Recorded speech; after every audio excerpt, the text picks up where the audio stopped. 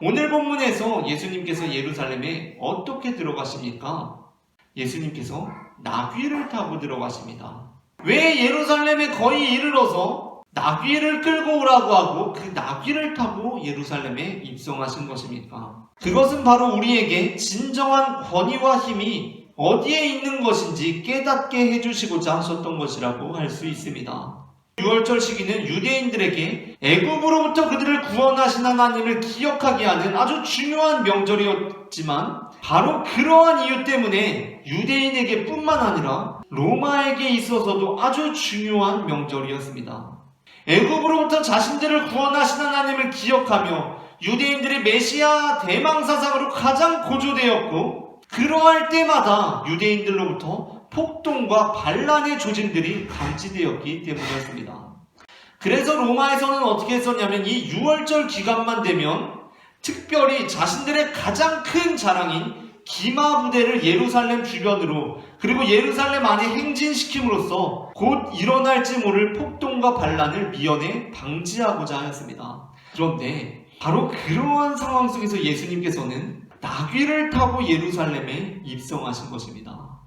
여기에 이 대조되는 부분이 있습니다. 어떠한 세력은 크고 우람한 군마를 타고 자신들의 권력과 영향력과 힘을 과시하면서 예루살렘으로 진격해 들어옵니다. 그런데 당시 유대인 무리들로부터 엄청난 기대를 받던 어떤 한 인물이 나귀를 타고 예루살렘으로 들어오고 있습니다.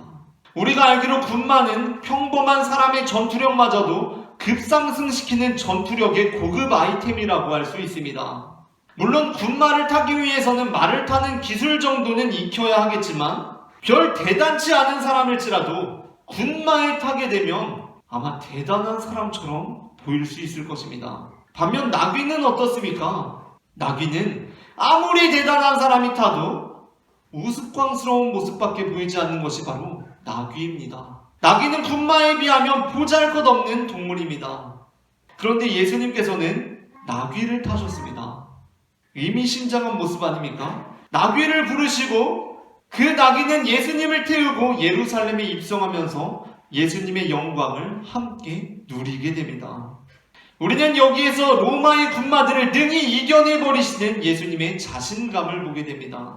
로마의 군마 앞에서 힘으로 그들을 이겨낼 자신이 없는 사람들은 그들을 이기기 위해서는 그들보다도 강력한 군마가 필요하다고 생각하기 쉽습니다. 그러나 그들을 힘으로 이길 생각이 별로 없으며 또 다른 면에서 완전한 자신감을 가지고 있는 이들은 군마의 필요성을 느끼질 않습니다. 오히려 어떻게 합니까? 나귀를 탐으로써 군마를 탄 이들에게 멋들어지게 치욕을 선사하는 것입니다.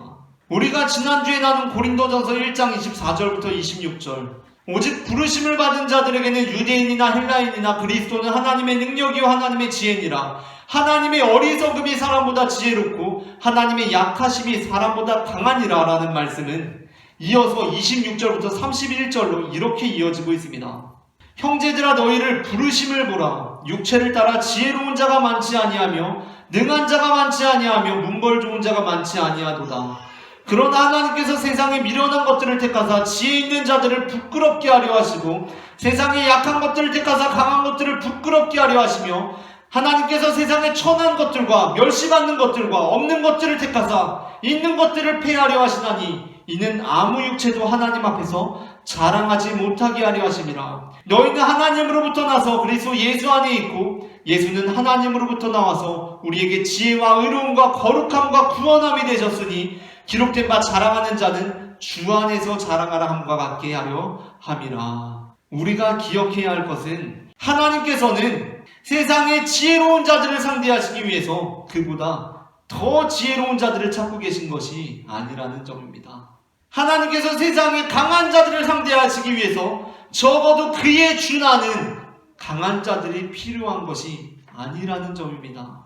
예수님께서는 자신의 권력과 힘을 가시하기 위해서 군마를 타고 있는 로마를 상대하시면서 그에 상응할 만한 말을 준비하고 계신 것이 아니라 나귀를 준비하고 계십니다. 그리고 그 나귀에 타셨습니다. 왜냐하면 예수님께서는 그들과 똑같은 방식으로 똑같은 폭력으로 이 세상을 지배하는 그 힘으로 맞서실 생각이 전혀 없으셨기 때문이었습니다. 그래서 예수님께서는 오늘도 저기 어느 구석진 자리에 볼품없이 매여있는 나귀를 풀어서 끌고 오라고 하십니다. 혹시라도 누가, 아니 또는 그 스스로, 주님 저는 볼품없는 나귀일 뿐입니다. 저는 주님이 타시기에 적당하지가 않습니다. 만일 저를 타신다면 주님도 비웃음을 받게 되고 말 것입니다. 라고 말하거든 주가 쓰시겠다 하라 라고 말씀하십니다. 주님 저는 볼품이 없습니다. 저는 주님이 사용하시기에 적합한 그릇이 아닙니다. 라고 말한다면 그냥 그에게 주가 쓰시겠다 하라 라고 말하라고 그렇게 말씀하십니다.